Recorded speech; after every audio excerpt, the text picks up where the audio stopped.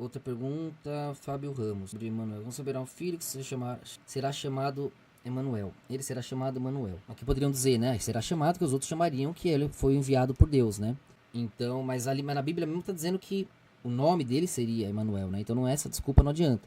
Significa Deus conosco, né? Então é como se fosse um ungido. Deus está conosco, né? Através dele, Deus está conosco. Eu já até respondi isso, fiz um TikTok sobre isso, né?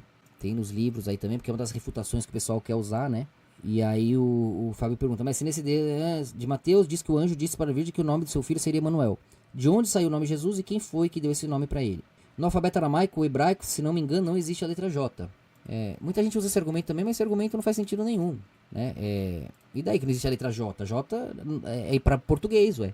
Em hebraico as palavras são outras palavras. Então ninguém usa o J. É Yeshua. Fica Yeshua. Ele fala Yeshua, né? J é uma palavra nova, até em qualquer lugar do mundo. J era o I, né? O J era um I escrito de uma maneira chique, né? Então você falasse Jerusalém, esse I falado rápido parece que foi virando J, né? Então, em espanhol, Yamas, ó, Yamas. Então o I foi virando J. O J era só um I escrito mais bonito. É recente que o J virou uma letra, tá ligado? Em qualquer lugar, não só lá. Mas não muda nada, porque as pessoas que nem tinha o J, como que chamava Jesus? Porque ninguém chamava ele de Jesus. É igual falar, nem tinha... como é que vou chamar? Como que era janeiro, se não tinha o J? Porque janeiro em hebraico não é janeiro, porra. Isso é em português. Cara, só precisa do J em português. Ou nos idiomas que o utilizam, né? Então, era outro idioma. Então é claro que é uma tradução. Quando você traduz Yeshua, se tornou Jesus, né? Yeshua que vinha inclusive de Yehoshua, que seria Josué, né? Que vem de Oséias. Então nosso livro Cristo é Lúcifer explica tudinho isso, porque também, como Oséias, esse nome, tudo isso é importante, né? Então eu vejo que o Fábio tem muitas perguntas boas, mas ele ainda, eu não sei quanto tempo que ele chegou, mas ele tem um monte de coisa pra ele ler lá, que ele vai gostar muito, porque todas essas respostas estão bem detalhadas ali. E eu espero que ele possa ler logo, que ele vai curtir, vai poder ajudar muita gente aí, porque ele é um cara engajado.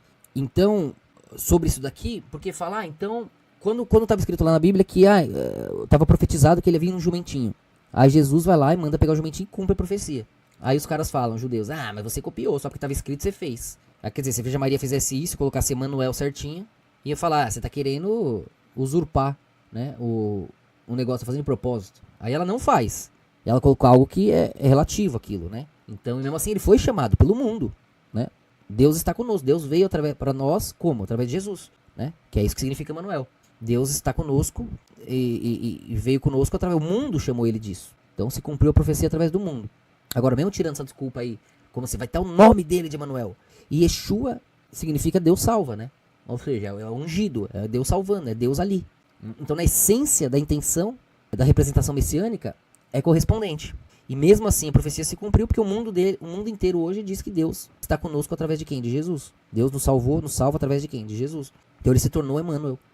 Queira ou não profeticamente, sem a Virgem Maria ter que forçar a barra lá na hora, para os judeus ficarem atacando, que nem fizeram com Jesus, quando ele cumpriu certinho. E mesmo assim colocou um nome que tem tudo a ver, tanto porque Yeshua é Deus salva, né, e que tem a ver com Josué, que tem tudo a ver com o desdobramento de Israel lá, e com o nome de Oséias, conforme nosso livro explica, né. E eu recomendo vocês que leiam aí o livro Cristo é Lúcifer, e o nome de Deus também, tá tudo explicando bonitinho, né.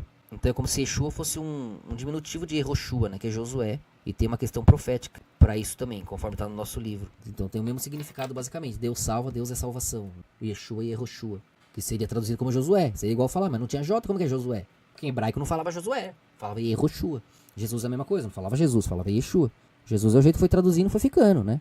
É igual falar, sei lá, você pega um gringo aí, é Mark Zuckerberg. Só que você vai falar Mark Zuckerberg. Como é Zuckerberg e não termina em Y? Como pode ser Zuckerberg se não tinha Y em português? Porque o americano vai... Se você fala Zuckerberg, igual a gente fala, parece que tem Y no final. Entendeu? Mas é Zuckerberg. Então entende que o jeito que você vai falar o nome vai ter a ver com o seu idioma. Ainda mais o tempo passando, né? Tanto tempo passando, mas não muda a essência verdadeira. Então não importa, cada país vai chamar de um jeito, com as suas letras, o seu idioma. Mesmo nome próprio vai ter suas mudanças características dos fonemas. O jeito que a língua ali que o cara fala, né? Não tem como você querer falar certinho, obrigar o cara a falar Arnold Schwarzenegger. Schwarzenegger. Como é que vai ser? Schwarzenegger.